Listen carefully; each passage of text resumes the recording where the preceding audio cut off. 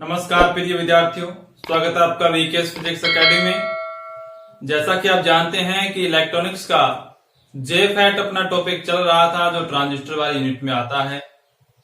इसके अंदर हमने 2 पार्ट कंप्लीट कर लिए। उन 2 पार्टों में पहला पार्ट अपना था कि जेफेट की स्ट्रक्चर क्या होती है, उसकी संरचना क्या होती है, उसके सिंबल क्या होते हैं, किस प्रकार से वो बनता है। और जेफेट के अंदर हमने मोस्टली पढ़ा एन चैनल जेफेट को। दूसरे पार्ट के अंदर हमने देखा था कि जेफेट जो है उसकी वर्किंग प्रोसेस क्या है, उसका ऑपरेशन क्या है, किस प्रकार से वो काम करता है, किस प्रकार से उसमें ड्रेन सोर्स वोल्ट था, किस प्रकार से उसमें गेट और सोर्स वोल्ट था, और किस प्रकार से अपनी आउटपुट करंट या जिसे ड्रेन करंट आईडी कहा जाता है वो काम करती है, और वो किन किन राशियों पर निर्भर करती है। तीसरे पार्ट के अंदर आज हम ये चर्चा करेंगे कि इनके जो कैरेक्टरिस्टिक कर्व हैं, अभिलाक्षणिक वक्र हैं, वो कितने होते हैं, किस प्रकार के होते हैं, और बिल्कुल आसानी से उनको कैसे समझा जाए और कैसे अपना टॉपिक है वो क्लियर हो सके। तो आइए शुरू करते हैं। पार्ट नंबर अपना 3 है जेफेट के अंदर, और तीसरा पॉइंट अपना यानी पहला पॉइंट अपना हो गया स्ट्रक्चर का, कंस्ट्रक्शन का। दूसरा पॉइंट हो गया अपना ऑपरेशन कहें या वर्किंग प्रिंसिपल कह सकते हैं, और तीसरा अपना है कैरेक्टरिस्टिक कर्व, अभिलाक्षणिक वक्र का। तो अभिलाक्षणिक वक्र है वो जेफेट के लिए 2 प्रकार के होते हैं। जैसे ट्रांजिस्टर में होते हैं अपने निर्गम और निवेशी अभिलाक्षणिक, उसी प्रकार से जेफेट के भी होते हैं, लेकिन यहाँ पर उनका नेम है वो अलग है।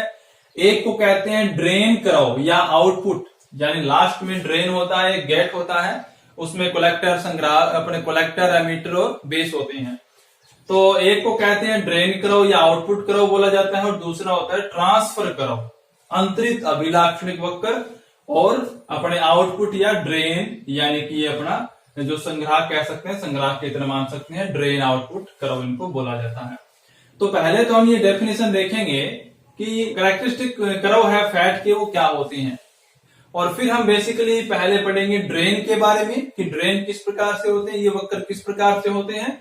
फिर हम दूसरे पार्ट में आगे हम पढ़ेंगे कि ट्रांसफर कर्व है वो किस प्रकार से बनाए जाते हैं, और फिर हम इसका तुल्य परिपथ भी बनाएंगे। तो ये वीडियो इंग्लिश और हिंदी मीडियम दोनों में उपलब्ध रहेंगे आपको, और जेफेट में दोनों मीडियम में करा रहा हूं। जो विद्यार्थी इंग्लिश मीडियम के हैं उनको भी आसानी रहेगी, और जो हिंदी मीडियम के हैं उनके लिए मैं साथ साथ में इसका हिंदी मीडियम में कन्वर्ट है वो कर दूंगा इसको। तो देखिए, इन ड्रेन शोर्ट सर्किट यानी drain short circuit of JFET the drain current is depend on VDS and VGS. ये मैंने लास्ट वीडियो में बताया था आपको, यही अपना डायग्राम था कि जो ड्रेन करंट होती है वो वीडीएस और वीजीएस का फलन होती है, फंक्शन होती है। यानी सीधा कहने का मतलब है आईडी का मान जो है वो वीजीएस और वीडीएस पर डिपेंड करता है, यही इसमें लिखा गया है। This dependency of quantities on each other, यानी जो ये निर्भरता है एक दूसरी क्वांटिटी का आपस में निर्भरता है एक दूसरे पर। So many curves called sorry quantity on each other, so many curves called fat characteristic. यानी ये जो निर्भरता है एक दूसरे के ऊपर राशियों की, इनसे हमें कई प्रकार के वक्र प्राप्त होते हैं। उन वक्रों को हम फैट अभिलाक्षणिक कहते हैं। ये वक्र हमें समूह के रूप में प्राप्त होंगे जिन्हें फैमिली ऑफ कर्व कहा जाता है। ये मैं आगे आपको जब कर्व बनाऊंगा तो इसके बारे में और विस्तार से हम चर्चा करेंगे। तो पहला अपना पॉइंट रहेगा ड्रेन कर्व का, और दूसरा आगे हम पढ़ेंगे ट्रांसफर कर्व का। पहले हम देखेंगे कि ड्रेन या आउटपुट कैरेक्टरिस्टिक है वो किस प्रकार से होते हैं, उसकी डेफिनेशन क्या है। At constant reverse voltage, reverse voltage कौन सी होती है, वीजीएस को हमने रिवर्स किया था, वीडीएस को हम फॉरवर्ड करते हैं। VGS the curve who shows dependency of ID on VDS called drain characteristic curve। यानी VGS को कांस्टेंट रखते हुए, इसके अलग अलग मान पे कांस्टेंट रखते हुए जो ID करंट आपकी होगी उसकी VDS पर निर्भरता दर्शाने वाले वक्र जो हैं वो क्या कहलाते हैं, ड्रेन कैरेक्टरिस्टिक, ड्रेन आउटपुट या अपने निर्गत अभिलाक्षणिक वक्र कहलाते हैं। यानी आपको करना क्या होगा, वीजीएस को कांस्टेंट रखना है। जैसे वीजीएस को माइनस के अंदर होगी, रिवर्स में है, -3 वोल्ट पे कर लिया, -3 वोल्ट पे करके हम वीडीएस का मान चेंज करेंगे तो आईडी की करंट है वो किस आईडी करंट जो है वो किस प्रकार से चेंज होगी ये हमें देखना है। फिर हमने वीजीएस को किसी अन्य मान, जैसे मान लो -6 वोल्ट पे कांस्टेंट कर दिया, और VDS को चेंज करें तो आईडी में क्या प्रभाव पड़ता है। ये वैसे ही है जैसे ट्रांजिस्टर के अंदर हम प्रैक्टिकल में करते हैं, बस यहाँ पर वो VEB VCB वो चीजें होती हैं। तो ये अपने क्या कहलाएंगे, ड्रेन कर्व कहलाएंगे, जो इस प्रकार से हमें प्राप्त होंगे। अब ये इसका सर्किट डायग्राम है। इसमें यहाँ पर VGG है माइनस प्लस, यहाँ पे इसके साथ रेजिस्टेंस जुड़ा हुआ है, धारा नियंत्रक कह सकते हैं यहाँ पे इसको आप। और ये वोल्टेज है VGS, गेट सोर्स वोल्ट था, ये आपका सिंबल है एन चैनल का। यहाँ पे मिली एमीटर जुड़ा हुआ है करंट मापने के लिए। यहाँ पे दूसरी वोल्टेज है VDS और यहाँ पे VDD है। यहाँ इस प्रकार से संयोजन है। अब ये संयोजन तो आप जानते हैं कि इसका मतलब क्या होता है। इसका मतलब ये होता है कि आप इनको चेंज कर सकते हैं। जैसे ट्रांजिस्टर उपकरण देखा होगा आपने जिससे प्रैक्टिकल करते हैं, इनको चेंज कर सकते हैं, इनको चेंज करके इसको सेट कर सकते हैं हम। या आप यूं कह सकते हैं कि इनके चेंज करने से ये चेंज होगी, इनको चेंज होने से करंट का मान चेंज होगा। तो ये आप वोल्टता नियंत्रित युक्ति की तरह काम ये करती है, यानी वोल्टेज को आप चेंज कर सकते हैं, डायरेक्ट डीसी के हिसाब से मान सकते हैं आप इसको। तो यहाँ पे सोर्स है वो ग्राउंड होता है, वही सर्किट डायग्राम है अपने पास। अब हम ये देखेंगे कि इनके जो वक्र हैं वो किस प्रकार से प्राप्त होंगे। इन वक्रों को हम 3 भागों में तोड़ेंगे। उन 3 भागों का अलग अलग मैं डिवाइडेशन करूंगा, प्रत्येक को अलग अलग बताऊंगा, बिल्कुल आसान शब्दों में बताऊंगा। तो वीडियो को बिना स्किप किए हुए आप लगातार देखते रहिए। मैं आपको ये गारंटी देता हूं कि ये टॉपिक आपका बिल्कुल कंप्लीट हो जाएगा, कोई प्रॉब्लम आपको नहीं आएगी। तो अब अपना ड्रेन कैरेक्टरिस्टिक क्या है। At constant VGS curve in VDS and ID get family of curve, यानी VGS को नियत रखते हुए VDS और ID में जो हम वक्र कुल प्राप्त करेंगे, सारे वक्रों की फैमिली प्राप्त होगी, उन्हें हम क्या कहते हैं, फैमिली ऑफ कर्व कहते हैं। यह आपके पास डायग्राम दिखाया गया है जिसमें मैंने अभी आपको कहा था कि VGS को कांस्टेंट रखते हुए VDS और ID जो है अपने उसमें हम ग्राफ खींचेंगे, वक्र हम बनाएंगे। तो ये वाई एक्स है, इस पे ID ली गई है मिली एम्पियर में, और ये एक्स अक्ष है, उस पे VDS ली गई है वोल्ट के अंदर। यहां पर देख सकते हैं आप, यह वैल्यू है 1 2 3 4 और यहाँ पर पैमाना दिया गया 5 10 15 जो भी है। यहां से ये वक्र है वो इस प्रकार से शुरू होता है, यहां तक वो वृद्धि करता है, VDS के साथ ID में वृद्धि होती है, फिर एक लगभग कांस्टेंट हो जाता है, फिर अचानक से ये बढ़ता है।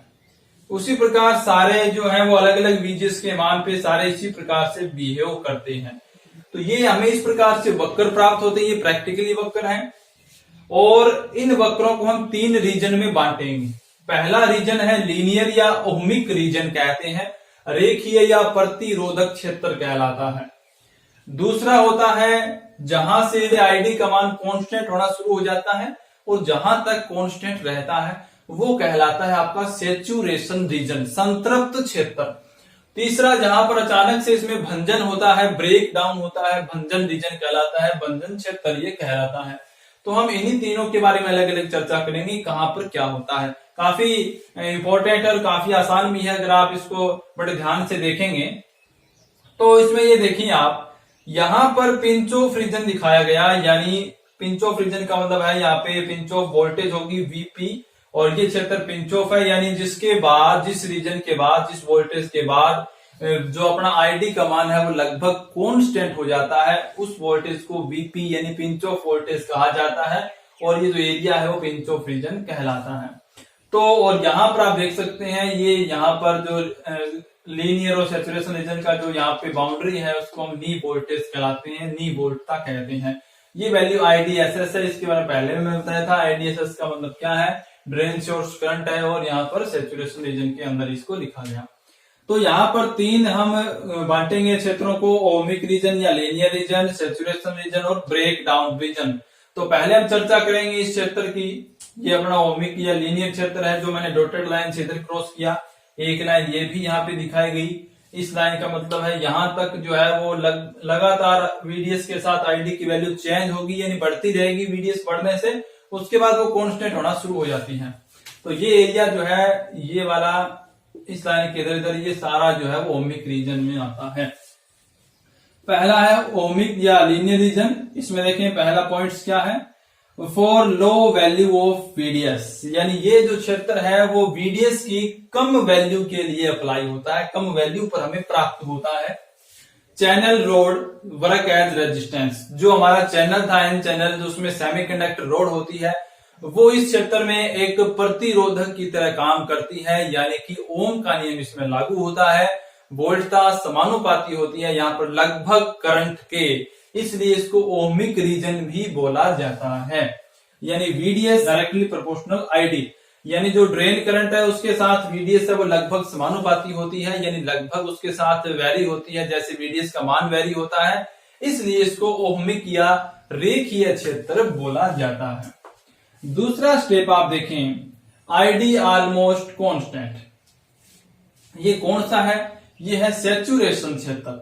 मैं बात कर रहा हूं सैचुरेशन क्षेत्र की। ID लगभग कांस्टेंट होगी, ID का जो मान है वो एक पिंच ऑफ वोल्टेज की भी मैं बात करूंगा, इसके बाद लगभग कांस्टेंट होना शुरू हो जाता है, यानी ये जो लाइन दिखाई दे रही है आपको बिल्कुल ID के कांस्टेंट मान को ये शो करते हैं। तो सैचुरेशन रीजन के अंदर क्या होता है, ID है वो ऑलमोस्ट कांस्टेंट होता है। फिर आता है इसमें एक पिंच ऑफ वोल्टेज, यानी ये क्या होती है, पिंच ऑफ वोल्टेज क्या होती है, संकुचन वोल्टता इसको हिंदी में कहते हैं। By the value of VDS, by the value of VDS, यानी VDS की वैल्यू द्वारा, VDS की वैल्यू कहां पर, at boundary of linear and saturation region, यानी ये जो बाउंड्री है डॉटेड लाइन से दिखाया, इधर सैचुरेशन रीजन है, इधर आपका लीनियर या ओमिक रीजन है। इस बाउंड्री पर जो VDS की वैल्यू है, यानी यहाँ पर VP लिखा, the ID constant tends to constant, यानी VDS की वो वैल्यू जो लीनियर या सैचुरेशन रीजन की बाउंड्री पर होती है, उसके बाद जो ID है उसका मान कांस्टेंट नियत की ओर अग्रसर होता है, इसलिए इस वोल्टेज को पिंच ऑफ या संकुचन वोल्टता कहा जाता है। फिर बात यह आती है कि इस संकुचन वोल्टता पर क्या होगा, और अगर संकुचन वोल्टता से ज्यादा VDS का मान, यानी अप्लाई करें हम VDS के मान पहले संकुचन वोल्टता के बराबर, फिर उससे ज्यादा, तो जो चैनल है वो किस प्रकार से काम करता है, किस प्रकार से ID का मान चेंज होता है। तो ये दो हमने डायग्राम बनाए यहाँ पर। VDS बराबर जब VP होता है, यानी VDS की वैल्यू जब VP के बराबर होती है, तो इस प्रकार से कुछ कंडीशन होती है। यहाँ पर आउटपुट करंट जो है, ड्रेन करंट है वो जाती है, इनकी जो अक्षय परत की चौड़ाई है वो थोड़ी बढ़ी हुई होती है। लेकिन जैसे ही आप VDS का मान VP से, यानी इससे ऊपर की ओर करते हैं, ज्यादा और बढ़ाते हैं, तो ये जो अपने जो प्रभाग की चौड़ाई है, अक्षय प्रभाग डिप्लेशन लेयर जो है, उनकी चौड़ाइयां बढ़ जाती हैं, जिससे चैनल की प्रभावी चौड़ाई है कम हो जाती है, लेकिन फिर भी चैनल बंद नहीं होता, उसमें एक कांस्टेंट मान की करंट है वो चलने लगती है। उस करंट के कारण ही ये क्या है, एक स्ट्रेट लाइन हमें यहाँ पे मिलती है, लगभग नियत मान हमें प्राप्त होता है। अब हम बात करेंगे कि ब्रेक डाउन रीजन है वो किस प्रकार से होता है, भंजन क्षेत्र किस प्रकार से होता है। तीसरा अपना आता है ब्रेक डाउन रीजन। इसमें आप देखें कि जैसे जैसे VGS की वैल्यू बढ़ रही है, यहाँ -1 है, -2 है, क्योंकि माइनस के अंदर इसकी वैल्यू होती है, तो यहाँ पे बढ़ने का मतलब है -2, 3 इस प्रकार से कह रहा हूं, -1, -2, -3 इस प्रकार से होती है। तो ये जो ब्रेक डाउन है ये यहीं पर हो जाता है, VDS की कम वैल्यू पर हो जाता है। जैसे जैसे VGS का मान इसके अपने नेगेटिव के हिसाब से कम हो रहा है, -4, -3, -2, तो ये ब्रेक डाउन है वो आगे जाके होता है, यानी VDS के ज्यादा वैल्यू पर होता है। यही बस इसका कारण है कि the maximum value between D and S, यानी जो अधिकतम वोल्टता है, अधिकतम वोल्टेज है ड्रेन और सोर्स के मध्य, depend upon reverse biasing of PN junction. जो इस चैनल की रिवर्स बायसिंग है, पश्च बायसिल संधि है PN जंक्शन की, उस पर डिपेंड करता है। This voltage called drain source break voltage, इसे भंजन वोल्टता कहते हैं अपने ड्रेन और सोर्स के मध्य। This the high value of break voltage, यानी इस ब्रेक वोल्टेज यानी इस भंजन वोल्टता से ज्यादा वैल्यू करने पर the value of ID is more increases. दो ID की जो वैल्यू है वो पहले यहां तक कॉन्स्टेंट थी, फिर अधिकतम से बहुत ज्यादा तेजी से अत्यधिक वृद्धि उसके अंदर होती है। This region is breakdown region, तो इस क्षेत्र को ब्रेक डाउन रीजन कहते हैं हम, जहां पर ऐसा होता है। This break is get low value of VDS if VGS increases, यानी ये जो भंजन है, ये जो ब्रेक डाउन है, ये अगर VGS की वैल्यू आप इंक्रीज कर रहे हैं तो VDS के कम मान पर ही प्राप्त होगा। जैसे यहाँ 0 है तो यहाँ पर प्राप्त हुआ, VDS की वैल्यू ज्यादा है, -1 या -2 किया तो ये VDS के कम मान पर ही प्राप्त होने लगता है।